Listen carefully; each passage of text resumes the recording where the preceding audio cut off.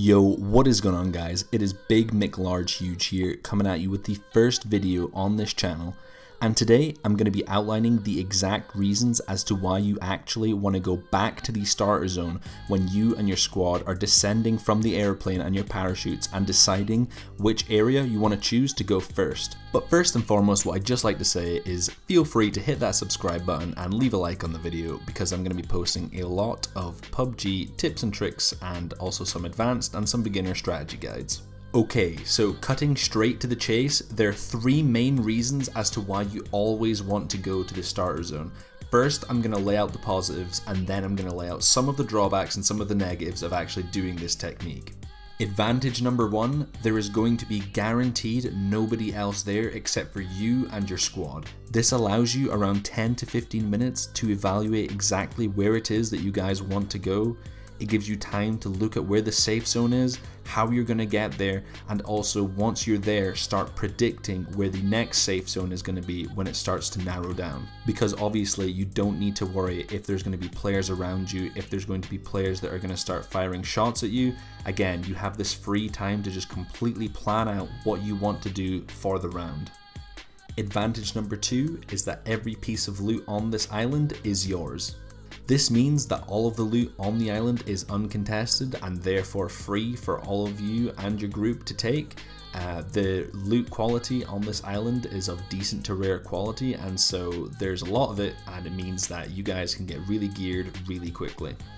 Third and final advantage to this, despite popular belief, is that this technique and this strategy is completely viable time-wise. Later on in the video, when I show you how to execute this technique, you will see evidence that supports my claim that this is completely viable time-wise, and so now let's get into the disadvantages. The first of which being, if you're a fan of early combat and you like the rush of rushing to a weapon and then finding someone and killing them before they even have a chance to properly play the round, obviously you're going to get none of that using this technique. For the first 10 to 15 minutes, you're probably even going to go without even seeing another player or a group of players. The second disadvantage is, although this isn't a hard technique to pull off, it does require certain things for you and your squad to do, and if you don't do them, then you will most likely fail. I will touch on those things in the execution part of the video. However, this is just informing you now that there are going to be some things that you and your squad have to do in order for this to work. The third and final disadvantage being that sometimes the safe zone can screw you over. Now I'm going to show examples of when this does happen. You're probably initially thinking that a lot of the times the safe zone can screw you over. However, with experience, you will actually realize that some safe zones that you previously thought might be a bit challenging for your group actually play into your benefit. Ultimately, this technique is designed to propel you into the mid game and set you up for a really decent chance at late game.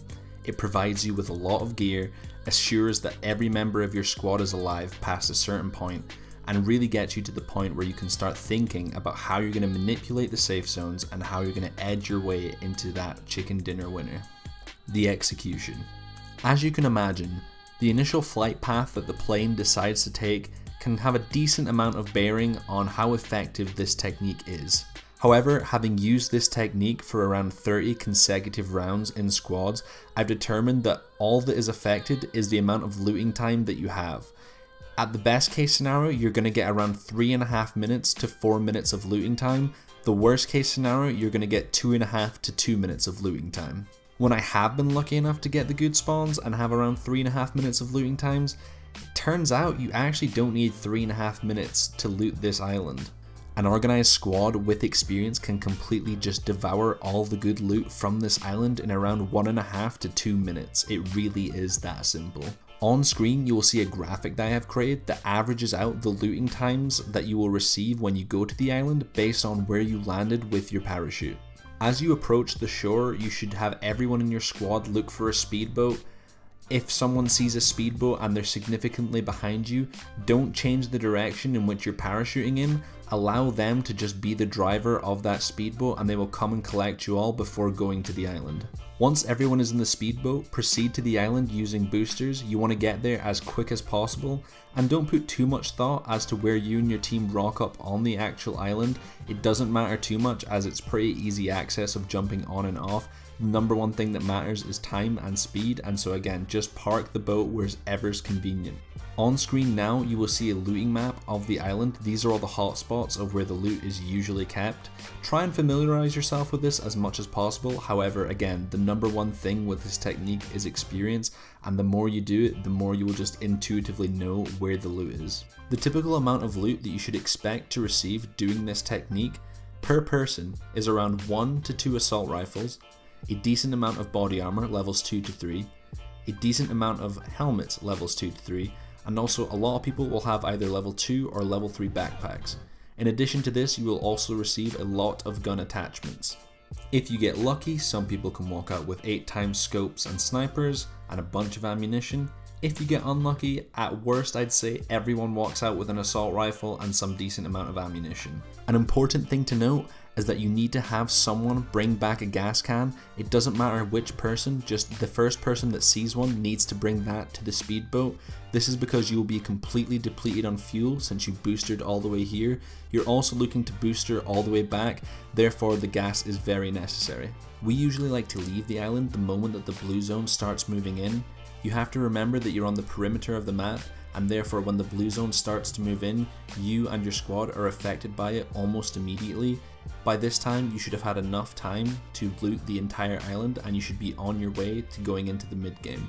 I am now going to show a few examples of some safe zones that can happen to you whilst on this island. Some of them are ordinary, and some of them are extreme examples, and so here we go. The first is an example of a very generous safe zone. Probably the most ideal safe zone you can get, especially if you're just starting to learn this technique and also just very new to the game. There are a lot of different ways that you can approach this safe zone, and so I'm going to leave the creativity up to you. The second image are an example of some moderate safe zones, and you would approach them from either here or here. It's really up to you. These moderate safe zones are, in my opinion, the most fun and most ideal safe zones that can spawn.